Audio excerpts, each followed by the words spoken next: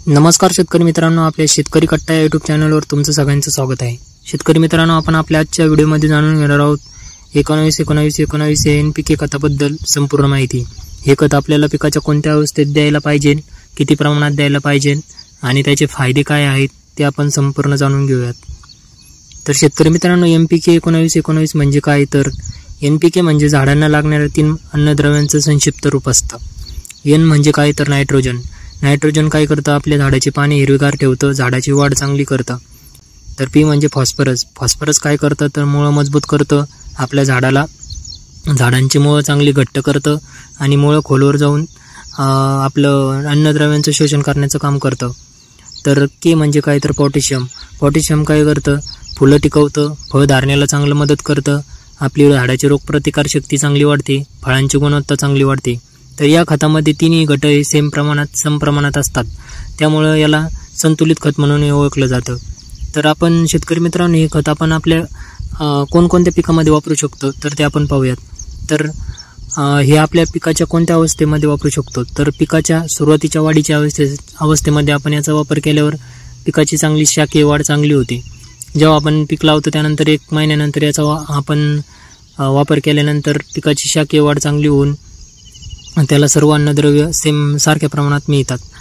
तर फुलोरे जेव्हा आपला झाड हे फुलोऱ्या अवस्थेत असतात, फुलकळी येण्याच्या अवस्थेमध्ये असतात, त्याच्या अगोदर याची आपण फवारणी केल्यावर चांगली जास्तीत जास्त फुले येतात आणि त्यामुळे जास्तीत जास्त सेटिंग होण्यास आपल्याला मदत होते।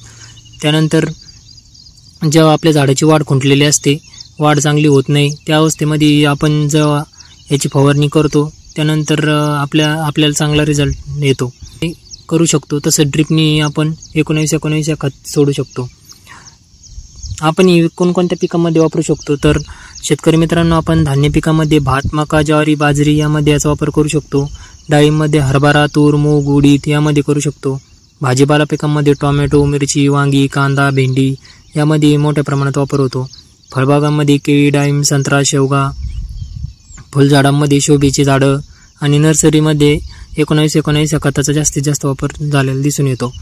आपल्याला या खत वापरण्याचे फायदे काय काय होतात? तर आपल्या झाडाची पानांची जी वाढ आहे ती जोमदार होते, झाड एकदम हिरवेगार दिसतं, टवटवीत दिसतं।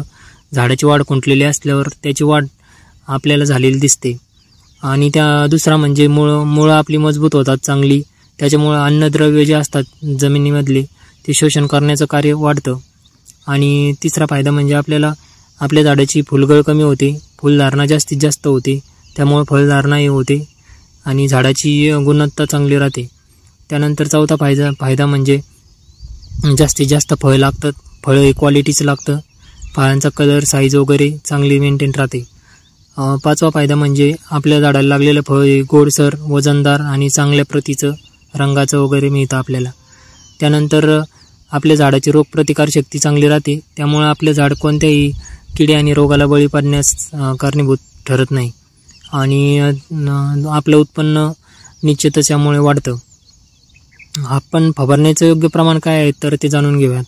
तर शेतकरी मित्रांनो, हे आपण फवारणीसाठी आपला जो 15 लिटरचा पंप असतो त्यासाठी आपण 80 ते 100 ग्रॅम घेऊ शकतो। आणि फवारणी करताना आपण शक्यतो सकाळी लवकर करावी किंवा संध्याकाळी 5 नंतर करावी। आणि फवारणी करताना एक तर आपलं शाखीय वाढ होण्यासाठी झाड लावल्यानंतर आपलं 1 महिन्यानंतर फवारणी केली तर झाडाची व्हेजिटेटिव्ह ग्रोथ चांगली होती आणि फुलधारणेच्या अगोदर केली तर जास्तीत जास्त फुलधारणा वगैरे होती। फवारणी करताना 15 ते 20 दिवसाच्या अंतराने याची फवारणी करावी। आणि आपण जर ड्रिपमधून हे जर सोडत असाल तर याचं प्रमाण आपण कसं घेऊ शकतो? तर आपण ड्रिपमधून सोडताना 200 लिटर बॅरलसाठी आपण हे 2 ते 3 किलो बॅरलमध्ये मिक्स करून आपण ड्रिपमध्ये सोडू शकतो। आणि आपण हे सोडताना दुसऱ्या खताबरोबर जरी सोडलं तरी याचा आपल्याला फायदा निश्चित होतो। आपण हे खरेदी करताना सावधगिरी कोणती बाळगावी? तर आपण घेताना चांगल्या ब्रँडेड कंपनीचंच घ्यावं। खरेदी करताना आपण शक्यतो त्याची पावती घ्यावी। सावधगिरी आपण काय बाळगावी यामध्ये? तर जास्तीत जास्त प्रमाणात खत वापरू नये, जेवढं आपल्याला प्रमाण दिलं त्याच प्रमाणात वापरावे। जास्त सूर्यप्रकाश असेल तर फवारणी शक्यतो टाळावी, पावसाळ्यात फवारणी टाळावी। शेतकरी मित्रांनो, तुम्हाला जर आपला आजचा व्हिडिओ आवडला असेल तर आपल्या चॅनलला लाईक करा, शेअर करा, सबस्क्राईब करा। धन्यवाद।